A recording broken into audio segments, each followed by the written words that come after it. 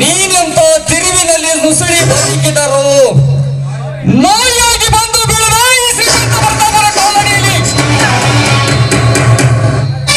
ಅರ್ಜುನ, ನನ್ನ ಬಲಗೈ ಬಂಡ ಕರಿಯನ್ನು ಕುಸ್ತಿಯಲ್ಲಿ ಸೋಲಿಸಿ ದಿಲ್ಲಿ ಹೊಕ್ಕ ಪುಂಡನಿ ಎಂದು ಬಿರುದು ಪಡೆದ ಮಾತ್ರಕ್ಕೆ ನೀನೇನು ದೊಡ್ಡ ಸ್ಮರ ಸರ್ಕಾರವನ್ನು ಕೇಳಿಕೊಳ್ಳಬೇಡಲೇ ಬಂದ.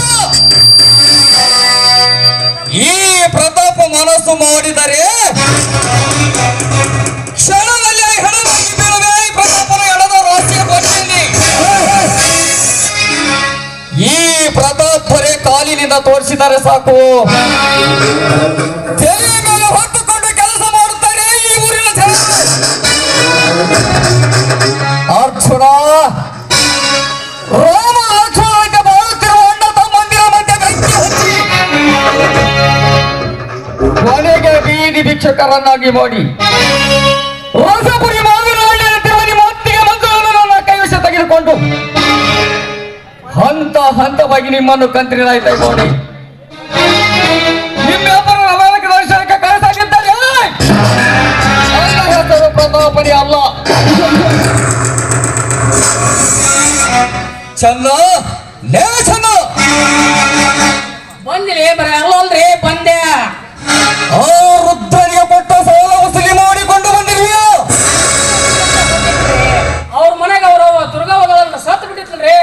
ಆ ಖಂಡ ಬಡ್ಡಿ ಭೀಮನ ಸಾಲ, ಆ ಭೀಮನ ಸಾಲ ಲೆಕ್ಕ ಮಾಡಿಲ್ರಿ. ಲೆಕ್ಕ ಮಾಡಿ ಹೇಳ್ತಾನೆ ಏಟೈತೆ ಆಟ.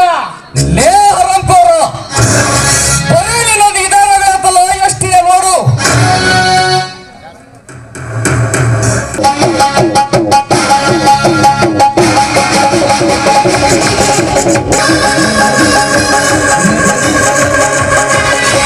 ಪ್ರತಾಪ್, ಏ ಪ್ರತಾಪ್. ಓಹೋ, ನನ್ನ ಸ್ನೇಹಿತ ಪ್ರದೀಪ್. ಬಾ ಪ್ರದೀಪ್, ಈಗ ಬಂದೆಯ? ಹೌದು ಪ್ರತಾಪ್, ಈಗ ಬಂದೆ. ಅಂದಹಾಗೆ ನಿನ್ನ ಕಾಂಟ್ರಾಕ್ಟರ್ ಕೆಲಸ ಚೆನ್ನಾಗಿ ನಡೆದಿರುತ್ತಾನೆ. ಪ್ರತಾಪ್, ಕಾಂಟ್ರಾಕ್ಟರ್ ಕೆಲಸ ಏಕೆ ಪ್ರದೀಪ್, ಏನಾಯಿತು?